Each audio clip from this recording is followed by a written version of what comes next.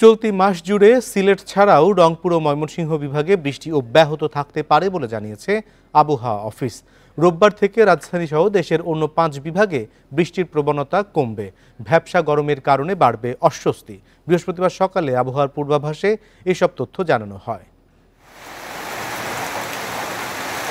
বর্ষা মৌসুমে কয়েকদিনের ভারী বৃষ্টির কবলে সিলেট বিভাগ। বৃষ্টির পাশাপাশি উজানের ঢলে দেখা দিয়েছে বন্যা।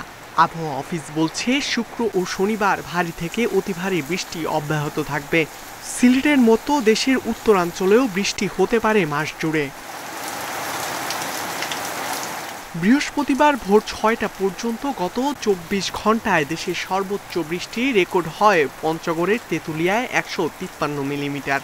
এরপর সিলেট ও হবিগঞ্জে 110 মিলিমিটার। রোববার থেকে রংপুর, ময়মনসিংহ ও সিলেট বিভাগ ছাড়া অন্য জায়গায় কমে আসবে বৃষ্টির প্রবণতা। আমরা আশা করছি যে আগামী 2 দিন এই অবস্থা আরও এটা অব্যাহত থাকার সম্ভাবনা রয়েছে। তবে 22 তারিখ থেকে রংপুর, ময়মনসিংহ এবং সিলেট বিভাগ ছাড়া দেশের যে অন্যত্র অর্থাৎ বাকি 5 বিভাগ, সেই বিভাগসমূহে বৃষ্টিপাতের বর্তমান যে প্রবণতা, সেই প্রবণতা কিছুটা কমে যেতে পারে। বৃষ্টি কমে আবারও তাপমাত্রা কিছুটা বাড়বে। বাতাসে আর্দ্রতার কারণে দেখা দেবে অস্বস্তি। তবে 26 বা 27 জুনের পর সারা দেশে আবারও বৃষ্টির পূর্বাভাস রয়েছে।